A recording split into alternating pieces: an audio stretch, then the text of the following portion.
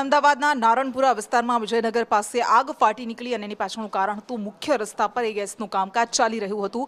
પાઇપલાઇનનું કામકાજ ચાલી રહ્યું હતું. ગેસનો પ્રવાહ એટલો પ્રચંડ હતો કે આગ ભભૂકી ઉઠી હતી.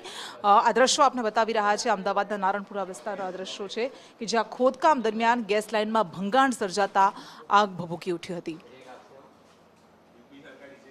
વધુ વિગત સાથે સંવાદદાતા પ્રતિક જાદવ આપણી સાથે જોડાઈ ગયા છે. જી પ્રતિક.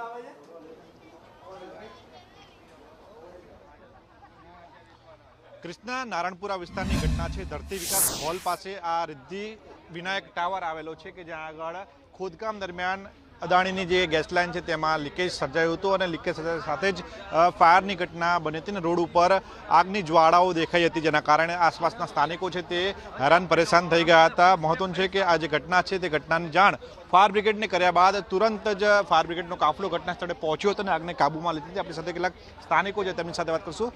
શું કહેશો, આ જે ઘટના બની હતી કેટલું જોખમ હતું તમારા ફ્લેટ ઉપર, અને ખાસ તો ખૂબ જ સારી વાત કહેવાય કે ટૂંક સમયમાં આગને કાબૂમાં લેવામાં આવી? આમાં જો વધારે જો આગ લાગી હોત ને તો ફાયર બ્રિગેડવાળા ટાઈમસર ના આવ્યા હોત ને બુઝાઈ ના હોત તો આ ફ્લેટની અંદર પાછળ અદાણીનું સબસ્ટેશન છે. જો સબસ્ટેશનને આગ ત્યાં સુધી પહોંચી હોત અને ફાટી હોત તો આ તમામ એબી ટાવરના જે રહીશો છે તે લોકોને ઘરમાં ઘણી તકલીફ પડી હોત. સમયસર લોકો નીચે ઉતરી ગયા અને આગ કાબૂમાં આવી ગઈ, ત્યાંથી ખરેખર આજે લોકોનો બચાવ થયેલો હોય. ઓકે, તમે આ આગને તમારી નજરે જોઈ છે, ફાયર બ્રિગેડને પણ તમે જ ફોન કર્યો હતો. કેટલી ઝડપી ફાયરની કામગીરી હતી ને કેવા દ્રશ્યો હતા? ખાસ તો વિધિન 10 મિનિટ્સમાં ફાયર બ્રિગેડવાળા એમની સર્વિસ પ્રોવાઈડ કરી. એમને બહુ સરસ રીતે કામગીરી બજાવી છે. બીજો નંબર કે જો થોડું બી એમને લેટ કર્યું ને, કારણ કે મેં જે રીતે જોયું છે કે જે લોકો આગની જ્વાળાથી બહુ ઊંચે સુધી જતી હતી, અને જો કંઈ પણ આ જેમ આ ભાઈએ અમારા કીધું અમારા સોસાયટીના સભ્યએ કે ભાઈ જો અંદર સુધી કંઈ આવ્યું હોત, કારણ કે બેક સાઈડમાં જ અમારે આ અદાણીનું મેઇન લાઇનનું મેઇન પેલું છે બધું, તો જો ત્યાં સુધી પહોંચ્યો હોત તો એના હિસાબે બધાને બહુ જ પ્રોબ્લેમ થવાનો હતો.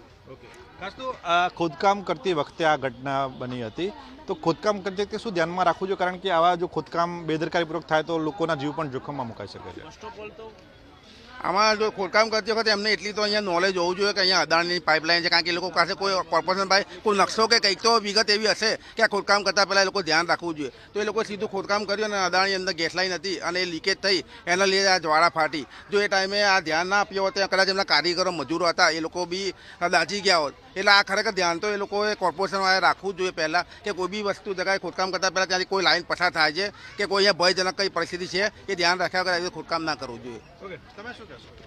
બસ એ જ વસ્તુ છે આ ભાઈએ કીધું, કારણ કે એક વખત એમને બી જો કઈ વસ્તુ એમને મળે કે ભાઈ અહીંયા ચલો પાઇપલાઇન છે કોઈ પણ, તો એમને અગાઉ કોઈ પણને જાણ કરવી જોઈએ કે ભાઈ આ વસ્તુ છે તો પહેલાં આને સ્ટોપ કરો. પછી થાય તો જેના હિસાબે જે આ પ્રોબ્લેમ અત્યારે થયો છે બહુ સરસ થયું કે ભાઈ ચલો અત્યારે હજુ કોઈને જાણ નહીં કે કંઈ થયું